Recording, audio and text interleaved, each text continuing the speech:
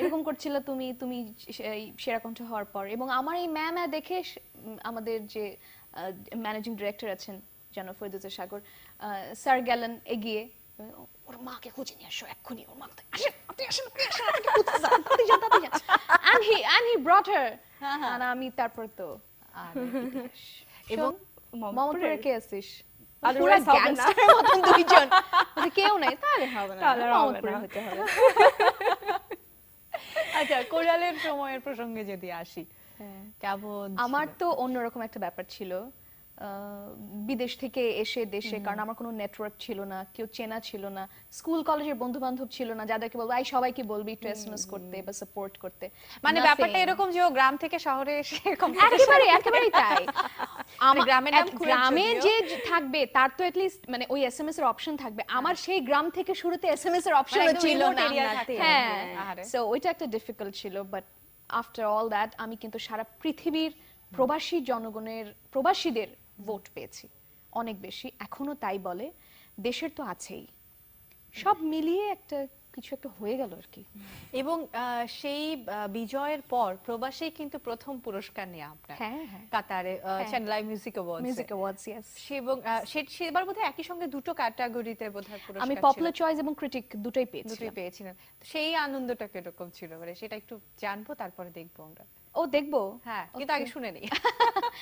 অনেক বেশি ছিল, এবং আমি পেয়েছিলাম নবাগত শিল্পী হিসেবে আমার জাদু অ্যালবামটার জন্য, নিউ আমার প্রথম অ্যালবামের জন্য। তো আর মিউজিক অ্যাওয়ার্ড, আমাদের চ্যানেল আই মিউজিক অ্যাওয়ার্ড হচ্ছে সাউথ এশিয়ার সবচেয়ে বিগেস্ট মিউজিক অ্যাওয়ার্ড, তো সেখান থেকে একটা স্বীকৃতি পাওয়া মানে অনেক অনেক অনেক বড় ইন্সপিরেশন, এবং জাজেসদের কাছে, এবং যেহেতু পপুলার চয়েসও আমি পেয়েছি, সো ভিউয়ার্সদের কাছে আমি অনেক thankful, I am really grateful যে তারা আমাকে সেই অ্যাওয়ার্ডটা দিয়েছে, সেই রেসপন্সিবিলিটিটা দিয়েছে। এবং গত বছর বোধহয় যৌথভাবে আরো একটি পুরস্কার পাওয়া হয়।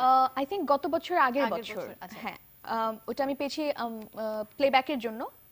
অচেনা হৃদয় চলচ্চিত্রে আমি আর বেলাল একটি গান গেয়েছিলাম মুশফিক লিটুর মিউজিকে, সেই গানটির জন্য পেয়েছিলাম, আমার ভীষণ প্রিয় একটি গান।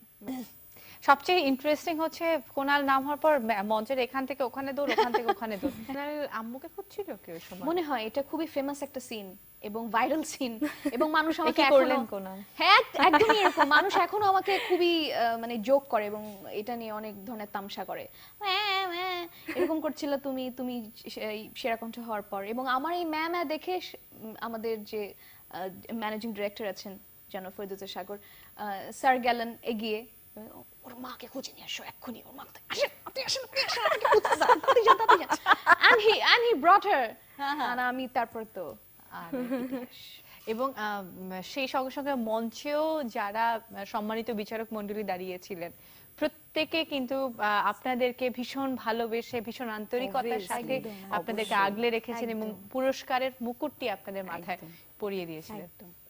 এবং পরবর্তী সময় মিউজিক অ্যাওয়ার্ড, ওটা ভালো ছিল, নিজের পুরস্কারটা নিজে আবার হাতে তুলে নেয়। এবং রানী আপু যখন বললে যে পরে পুরস্কারটা তুমি তুলে দেবে, হ্যাঁ ইট ওয়াজ হার ট্রিক, আমি তো আর বুঝিনি, তাই আমি বললাম আমি পুরস্কার তুলে দেবো, হাউ কাম? তো বলছে তুমি থাকো, তুমি পুরস্কার তুলে দেবে, পপুলার চয়েসে যে আমি পেয়েছি এটা তো আমি জানি না, তো এই জন্য ট্রিক করে ওটা বলেছে। তো পপুলার চয়েসটাও যে আমি পাবো, ইট ওয়াজ আ বিগ সারপ্রাইজ।